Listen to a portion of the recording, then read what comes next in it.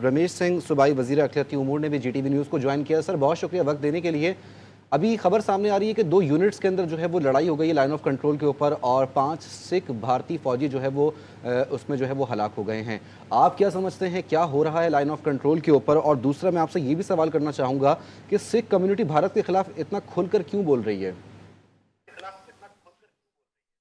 देखिए, 2-3 चीज़ें बड़ी इंपॉर्टेंट है जी।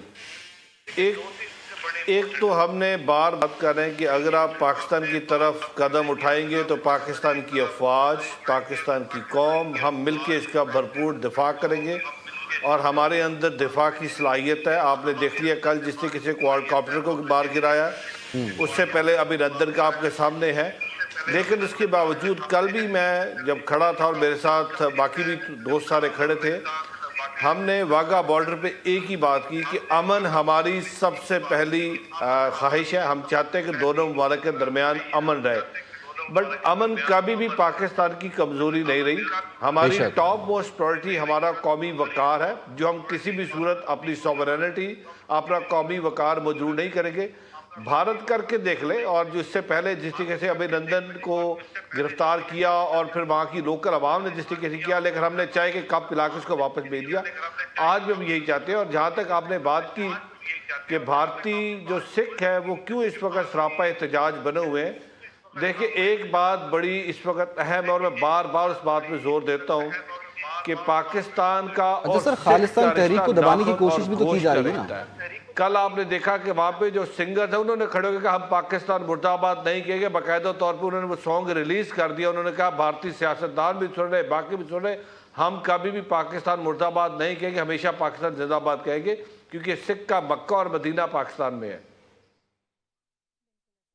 अच्छा सर, खालिस्तान तहरीक को दबाने की तो कोशिश नहीं है भारत मीडिया की जानिब से और भारतीय सरकार की जानिब से?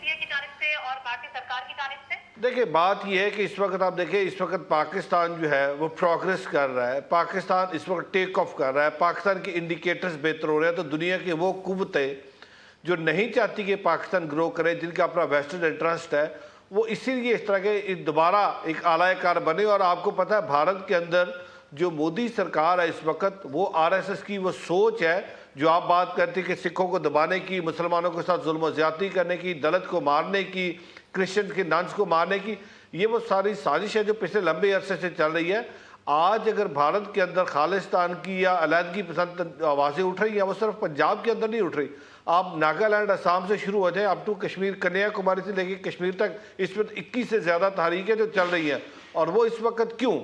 क्योंकि वहाँ पे जो हिंदुवाता की अप्रोच है, जो हिंदुवाता की सोच है, उस सोच के अगेंस्ट है।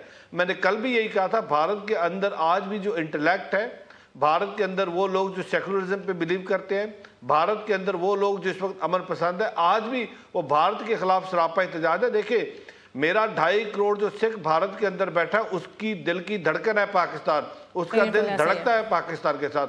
16 करोड़ नानक नाम लेवा सकता जो आज भी पाकिस्तान आने के लिए तरस रही है। तो हम सबको नहीं कह सकते कि सारे भारतीय जो हैं वो पाकिस्तान के खिलाफ है। आज भी भारत के अंदर बसने वाले प्रेफरेंस करते हैं पीपल टू पीपल कांटेक्ट का। आप देखें क्या होता है करतारपुर साहब में, हमने करतारपुर साहब का कॉरिडोर खोला, हजारों की तादाद में लोग आते हैं, अपने पिछले खानदानों को मिलते हैं और यहाँ पे आके अमन की बात करते हैं। मैं उम्मीद करता हूँ भारत के अंदर आज भी वो लोग जो अमन पसंद है, जो मोहब्बत की बात करते हैं, जो पीपल टू पीपल कॉन्टेक्ट में बिलीव करते हैं, जो चाहते हैं कि ऐसी डिप्लोमेसी हो जहाँ पे दोनों मुल्कों के अवाम के लिए काम किया जाए, वो होश के नाखन लेंगे। और मोदी सरकार जिस वक्त पॉलिसी लेके चल रहा है उस पॉलिसी को बिल्कुल डिसओन करेंगे। लेकिन एक बात हम बड़ी वाज़ह कर दें, कल आपने देखा फल्क शिकाफ नारे लगाए गए तमाम पाकिस्तानियों की तरफ से वाघा बॉर्डर के ऊपर, और एक बड़ा भरपूर पैगाम दिया गया कि अगर आप अमन के साथ रहना चाहते हैं तो हम आपके साथ अमन के साथ रहने को तैयार हैं, लेकिन अगर आप ये जिस तरह के काम कर रहे हैं, आपने जो डमी किस्म के ऑपरेशन है और आज आपके ऊपर दुनिया की नजरें, भारत इस वक्त इंतहा पसंदी, दहशतगर्दी एक्सपोर्ट कर रहा है। कनाडा के प्राइम मिनिस्टर ने खड़े होकर कैनेडियन पार्लियामेंट में कहा कि कनाडा के अंदर जो दहशतगर्दी है वो भारत ने की।